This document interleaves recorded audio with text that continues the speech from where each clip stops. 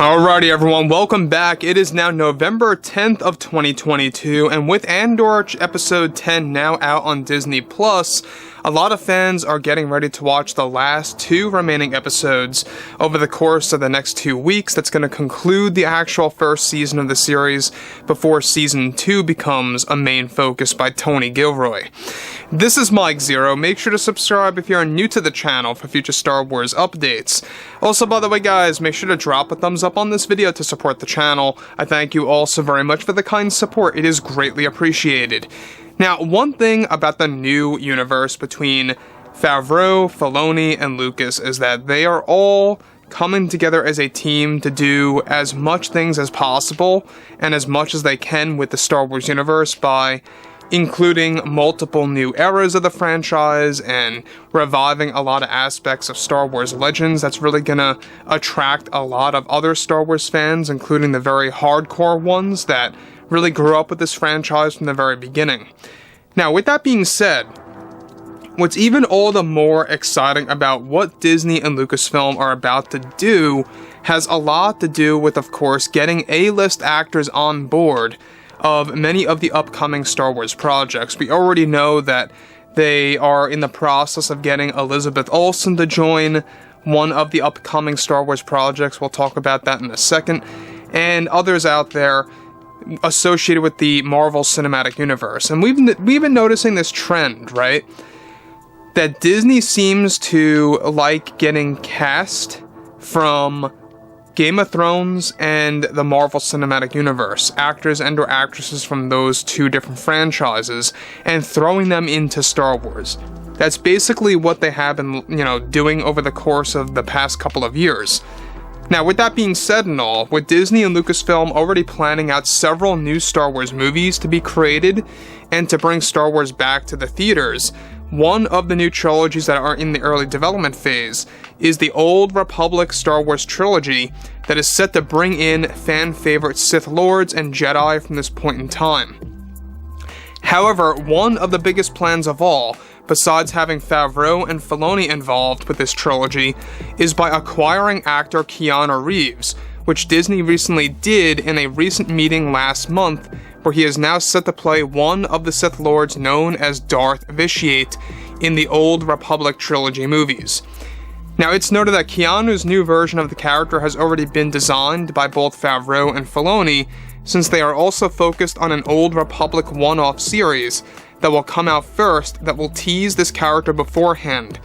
Now, let me just stop right here for a second. Now, I don't know if you guys know anything about Darth Vitiate, but this character, at least in my opinion, and maybe even to some of you guys out there, but Darth Vitiate really raises the bar. He makes Palpatine look like nothing in my point of view, at least. This character basically fell to the dark side at the age of like 12 or 13 years old, maybe even earlier than that, depending on which aspects of Legends, and basically he hops from body to body over decades upon decades. And the character that you do see in the Old Republic cinematics is basically his latest host body. Now, basically what they are about to do is that they are about to actually involve Keanu Reeves playing the character known as Darth Vitiate, and they are going to actually base it off of the host body that you see in the Old Republic cinematics. So in case you guys have no idea what I'm talking about or what Vitiate looks like, we have quite a number of images thrown up on the screen for you guys to actually see what the character looks like. And if you look at him, they can easily make Keanu, look like Darth Vitiate. That's what they're aiming for. I know a lot of fans wanted, Reeves to be like Darth Revan or something like that, but that's sadly not going to be the case. It's actually going to be Darth Vitiate is what they are aiming for and what they have already discussed with for Keanu Reeves. Now, like I pointed out earlier, their plan is to make a Old Republic one-off show. That's meaning, of course, it's not going to be a multiple season show before the Old Republic trilogy comes out. So basically that show is going to tease everything that leads up to the trilogy, right? And I think that's a really good marketing stunt by Lucasfilm to kind of get the Disney Plus subscribers familiar with that actual trilogy, or that era, I should say, that's gonna promote the trilogy in a sense. So on top of this too, what's even all the more exciting about this is that they are actually planning to change things around by giving Vitiate a Torque Red Sith set of armor and a curved lightsaber blade in the Old Republic era, so they are changing things. Favreau and Filoni believe that to make the character stand out, especially with Keanu, is by also giving him a new type of saber, just as Maul and Kylo Ren got the double blade and crossguard. Reeves is said to have already had discussions with John and Dave about his character design, and that the plan is to show the fans the essence transfer technique in live-action form for the very first time for the fans to witness. Now, Favreau and Filoni, of course, are actually trying to get Keanu Reeves to make a small appearance in the Old Republic series before he is majorly involved in the OR trilogy, just to get the fans hyped up and excited. Reeves is actually said to have agreed on that already as we speak, and is working out his schedule with the upcoming projects. So, before I get to the next thing here real quick, this is a big deal, because the fact that they are going to show us, the fans, the essence transfer technique for the very first time, I think is going to make fans accept why Palpatine is in The Rise of Skywalker to begin with. Now, that is exactly, by the way, how Palpatine lived on. He was able to transfer his spirit out of his body as he was falling down the reactor and travel to Exegol into that clone body. They want to show fans exactly how that power works, how that Sith technique works, and making it that Darth Vitiate in the new canon is going to be the very first character that mastered that ability.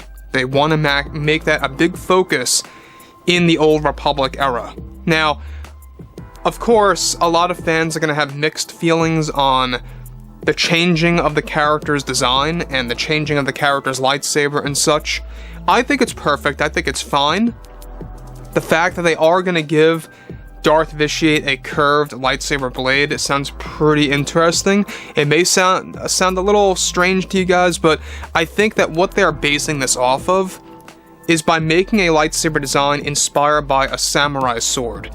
That's really what I'm kind of visualizing here of why Favreau and Filoni would want to do such a thing. So you can see that Kylo Ren's crossguard, heavily inspired from medieval times, easily, right? The double-bladed lightsaber, you know, we've seen that in Japanese tradition with staffs, but we've also seen that in Chinese tradition as well. So you can see where things are inspired from. And the curved blade, easily inspired from samurai. Now, I think it's a very interesting idea, and on top of that, Reeves is actually said to have agreed on this new design for Darth Vitiate. He has no problem with, you know, them changing the lore or anything like that. Now, the thing about this too that I think a lot of fans need to be aware of is that they want to make the OR trilogy very dark and gritty, very much like Game of Thrones or Lord of the Rings or something like that. That's their overall aim right now for that trilogy. So anyways, guys, drop a comment below. Let me know what you guys have to say about all this below in the comments. And if you guys did enjoy the content for today, make sure to drop a thumbs up on this video to support the channel. I thank you all so very much for the kind support, and I'll catch you guys next time.